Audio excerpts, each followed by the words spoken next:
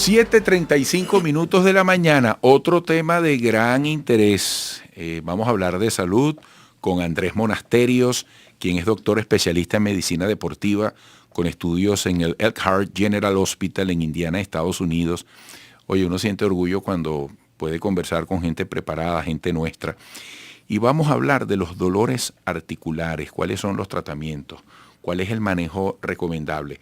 Oye, comencemos por expresar el origen, qué es un dolor o es consecuencia de qué un dolor articular, ¿no? Sí.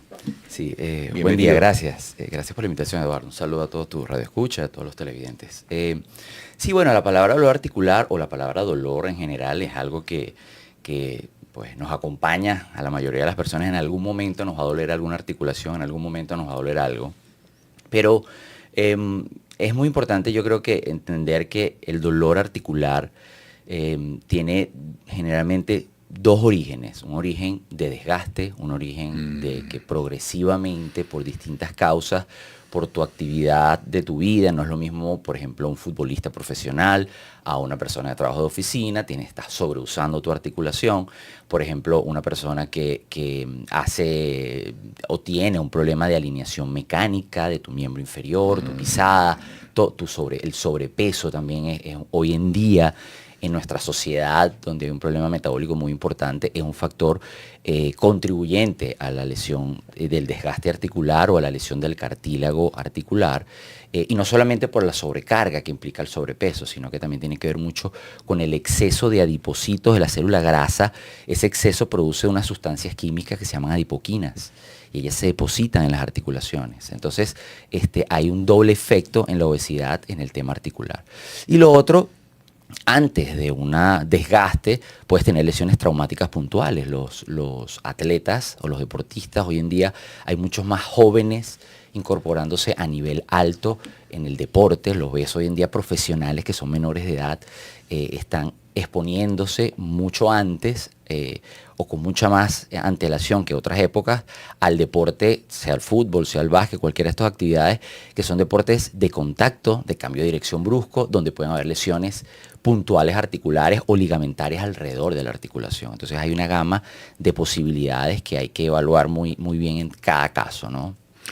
Y en cada caso generalmente, o en la generalidad de cada caso, ¿cuáles suelen ser las respuestas más eficaces? Y además, mientras te escucho, me viene a la mente la palabra crónico, ¿no? Cuando las cosas ya no tienen retorno. Sí, es lo más frecuente. La verdad que la evolución crónica de las lesiones es lo común. Y sí, tú dijiste algo importante. Ya una vez, por lo menos hasta el día de hoy, cuando una articulación empieza a dañarse o empieza a entrar en desgaste o en osteoartrosis, que es el nombre ya un poco más científico, más médico, traumatológico, no hay manera de retroceder lo que está desgastado. Pero sí hay formas hoy en día con la bioingeniería de buscar enlentecer ese avance del desgaste, inclusive mejorar ese ambiente inflamatorio que se genera en esa articulación. Una vez que empieza el desgaste, se genera un ciclo inflamatorio que va adelantando o acelerando ese proceso. Hoy en día, con la bioingeniería podemos cortar un poco ese proceso inflamatorio y mejorar ese ambiente en ese paciente para que de alguna manera vuelva otra vez a su actividad, no quede excluido de mantenerse activo y darle un poco más de longevidad a esa articulación en especial, ¿no? ¿Qué recomendación para prolongar en lo posible la salud de esas articulaciones? Sí. Porque venimos de un trabajo, en este programa siempre hay como una coherencia, ¿no? Claro. Venimos de un trabajo donde se habla precisamente de la economía dorada, del adulto mayor, ya cuando pisas los 60. Así es. Y eso, mire, incluye lo físico. Total. En el mejor de los casos, la prevenible estado de la vejez, porque no todo el mundo llega a esa etapa. Así es. Es una bendición. Así es. Y llegar bien, que creo que es un poco eso. Lo más importante. No es tanto lo que vamos a vivir, sino eso que vayamos a vivir, que nos toque, sea de la mejor manera posible y lo más independientemente posible, ¿no? Exacto. Y eso se construye. Es decir, la vejez, que ojo, hay algunos científicos bastante radicales hoy en día que hablan que la vejez es una enfermedad en sí misma.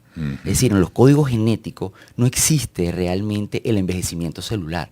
Parece que algo durante la vida que hacemos hace ese clic de empezar a la célula a envejecer.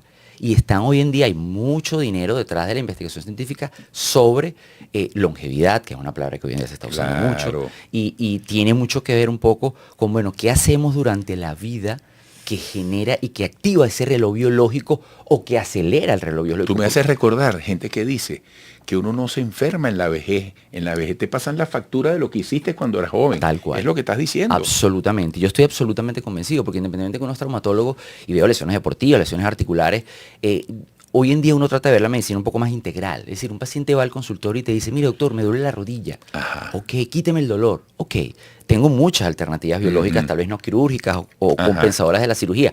Pero hay que ver ese integral del paciente. Si ese paciente tiene un problema metabólico, volvemos, tiene una obesidad muy importante, su alimentación, cómo están sus niveles hormonales, cómo está su vitamina D.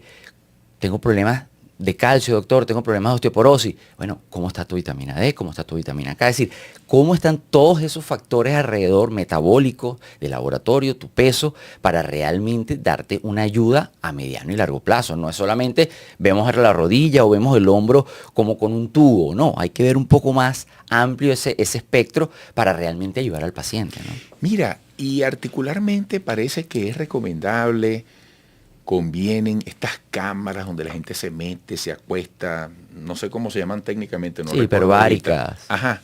Que aumenta la presión de oxígeno. Eso ayuda en cicatrizaciones, en rehabilitaciones. Sí, porque definitivamente que la vida de la célula es el oxígeno. Pero para que eso se dé en la célula necesitas un motorcito interno que se llama la mitocondria.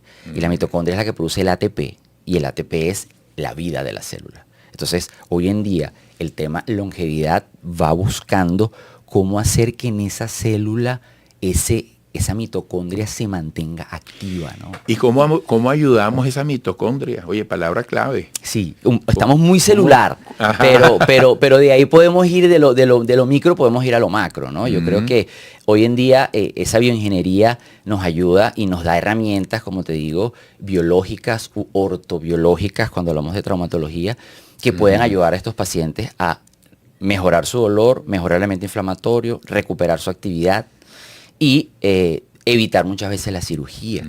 Y cuando hablamos de ortobiología, hablamos muchas veces de sustancias que tú mismo puedes producir en tu cuerpo y que pueden ayudar a estimular esa regeneración celular. Oye, qué interesante conversación, Andrés, doctor especialista en medicina deportiva. Espero que pronto regreses. Claro que sí. Con estudios en el Elkhart General Hospital en Indiana, Estados Unidos.